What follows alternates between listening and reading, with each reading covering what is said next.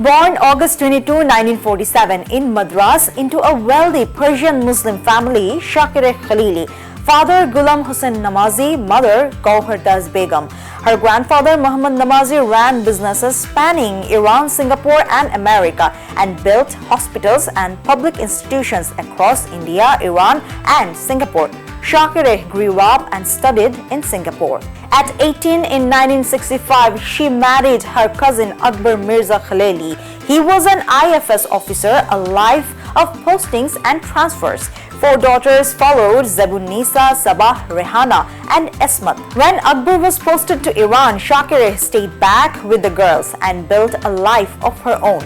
She turned to architecture, designing and building her own house at 37, and like her father and grandfather before her, earned a name for herself in the community through her generosity. It was around this time she met Murali Manohar Mishra, land manager for the Rampur royal family, whom 𝗞𝗲𝘀ie consulted over property disputes. The closeness turned into marriage.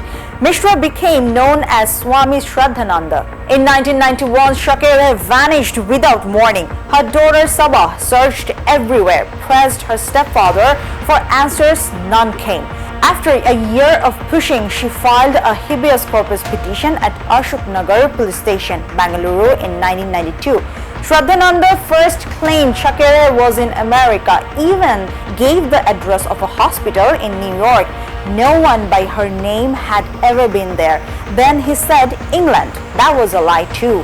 At a restaurant in Mumbai during a meeting with him, Sabah spotted 𝗞𝗀𝘀ie's passport in his belongings. Police initially shelved the case. Pressure from Akbar Khalili forced it back open. The investigation stalled for 3 years. In March 1994, the case moved to Bangalore's crime branch. An undercover constable, Mahadev, overheard 2 drunk men talking. A coffin had been delivered to a house on Richmond Road. Confronted with the 2 men who'd supplied it, Shraddhananda broke down and led police to his own house. They dug. A coffin surfaced. Inside, a skeleton. One hand clenched into a fist as if still clawing, a last effort in a final moment to breathe, to survive. DNA and photo superimposition tests that Hyderabad lab confirmed it. The remains were 𝗞𝗀𝘀ie Khalili's. For 3 years, she was searched for along distant roads. She had been beneath her own house all along, so close. The motive surfaced in the investigation. Before her death, Shraddhananda had gotten power of attorney over 𝗞𝗀𝘀ie's estate transferred to his own name. His debts were mounting: drinking, gambling, other women, and he feared being cut out of her property. He drugged her, believing her dead. He buried her alive. He later sold off her assets under forged signatures and became a multi-crore rupee man. With no eyewitness to the killing, building the case was hard for the CCB. The paper trail carried it in the end. In 2005, a Bangalore Sessions Court convicted Shraddhananda of murder and sentenced him to death.